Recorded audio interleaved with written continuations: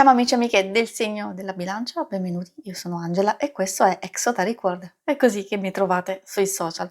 Questo è l'oroscopo settimanale dal 9 al 15 marzo. Prima di iniziare vi ricordo che è una stesa generica, prendete solo ciò che vi risuona, se volete potete integrarla col vostro ascendente per avere qualche informazione in più. In descrizione trovate le recensioni dei mazzi usati, i link per acquistarli e i link alle playlist per conoscere il significato delle carte della Sibilla Lenormand e della Sibilla italiana. Vi invito a iscrivervi e abbonarvi al mio canale per sostenere il mio lavoro. Vi ringrazio moltissimo se lo farete o l'avete già fatto. E adesso partiamo con la lettura. Andiamo ad inquadrare la vostra settimana, come andrà, i segni zodiacali da attenzionare e poi vedremo l'amore, il lavoro e le finanze. Come prima carta troviamo la casa. Alcune cose possono fare riferimento ed essere molto importanti per voi riguardo la famiglia, le relazioni più strette, di amicizia o quelli che, tra virgolette, frequentano la casa. Riferirsi proprio alla casa stessa in senso fisico, quindi tutte situazioni che possono riguardare sistemare, ripulire, mettere in ordine, nuovi acquisti, sia affitti, vendite, eccetera. Quindi c'è tanta roba che può riguardare anche la propria stessa sicurezza e quindi ritrovare un po' di serenità, un po' di pace e tranquillità. Anche come benessere psicofisico, quindi dopo una fase un po' turbolenta, magari finalmente c'è quella fase di assestamento e di ripresa. E io direi anche qualcosa che va a favorire un nuovo inizio. Bella la carta del bambino che ha a che fare non solo col nuovo inizio, con le cose nuove, con divertimento, spensieratezza, notizie e nuove occasioni che possono essere colte, sia per le cose che già sono in via di sviluppo, che stiamo facendo, quindi un nuovo entusiasmo, una nuova idea da mettere in moto. Essendo una fase iniziale, effettivamente deve essere gestita, quindi se si ha un'idea che magari non vogliamo cogliere, allora si conclude lì. Oppure queste carte vi stanno dicendo di non lasciarvi confondere. Se avete un'idea, se avete un proposito, magari cercate di capire anche in base alle informazioni, alle cose che ruotano intorno a voi, se possono essere giuste o no.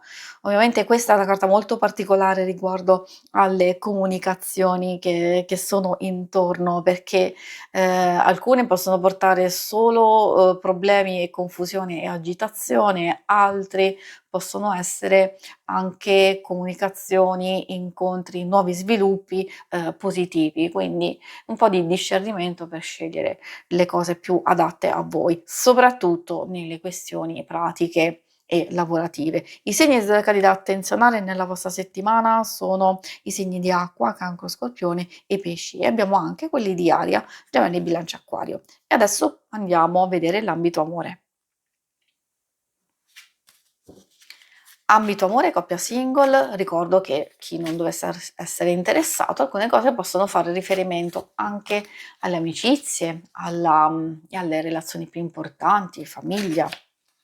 Troviamo il myosotis, spesso legato al ricordo, ai ricordi, al passato, quindi alcune cose possono essere nuovi sviluppi di vecchie situazioni, oppure semplicemente esserci della nostalgia, un rimpianto o mancanza di tempo, di attenzioni, e quindi ci fa capire che effettivamente potrebbe essere un momento importante sia per metabolizzare, risolvere alcune cose del passato, sia per riprendere progetti, idee che sono stati accantonati, o se c'è proprio qualcosa da risolvere e che magari non avete avuto il tempo, sempre a livello diciamo personale e ovviamente di intesa di coppia.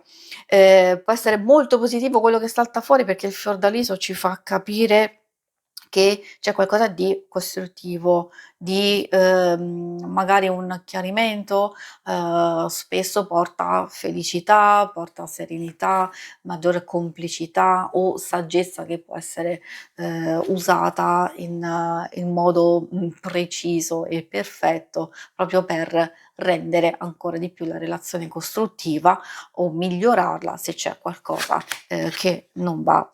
Ci sono alcune che possono fare riferimento anche a acquisti, vendite di immobili oppure qualche forma di, investimento a livello, diciamo, fisico. Ovviamente, per alcuni può essere anche investimento a livello emotivo, di cura, di attenzione, anche di coccole, perché se mi partite in quarta con questa bella passione, diciamo, intensa, un po' troppo, un po' diciamo eccessiva, poi potrebbe, scaricarsi, e diminuire, diciamo, un pochettino. Magari di gestire meglio le vostre stesse, energie, perché come dicevo è vero, è positiva, che parla di passione, diciamo, intensa, ma che, può, spegnersi immediatamente, oppure proprio aver paura di coinvolgersi, eccessivamente in un'idea, in un progetto o anche proprio a livello di coppia. Per i single questa paura del coinvolgimento, dipende da quello che state vivendo, può essere da parte vostra o da parte di qualcun altro nei vostri confronti, magari c'è una conoscenza, qualcosa di interessante, però c'è quella persona che ha paura di coinvolgersi, ha paura di andare oltre e quindi la cosa si può bloccare lì.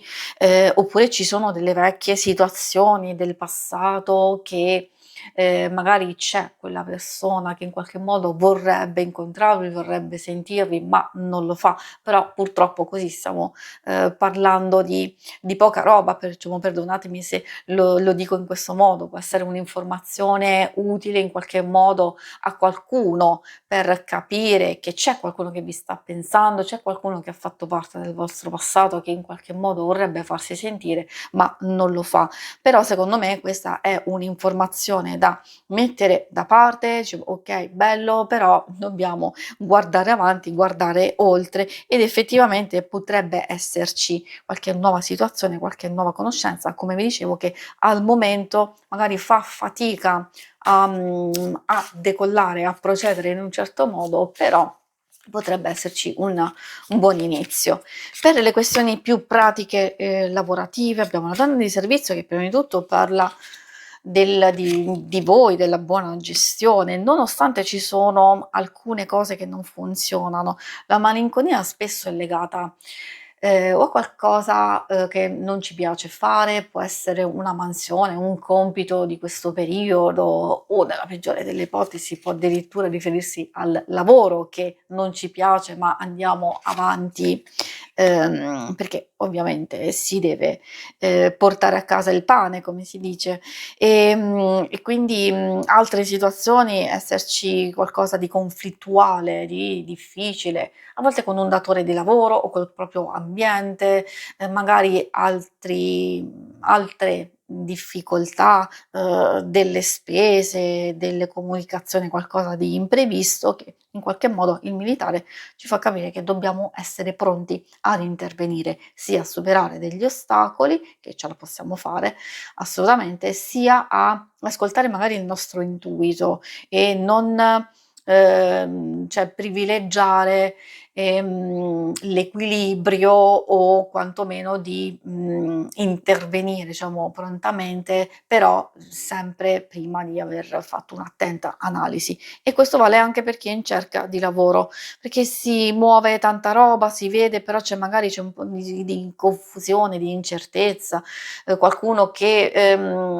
propone però poi sparisce, oppure potrebbe essere una proposta interessante, ma poi in realtà non lo è, oppure finalmente qualcosa che vi può portare a un nuovo inizio, diciamo, però qui bisogna, come abbiamo visto, capire e comprendere quello che veramente fa al caso vostro. Si conclude qui la lettura, vi ringrazio per avermi seguita. Se volete in alto a destra trovate il logo per iscrivervi al canale, mentre in basso trovate le schermate per vedere il vostro oroscopo mensile e lunare quindicinale. Alla prossima, vi auguro una buona settimana. Ciao!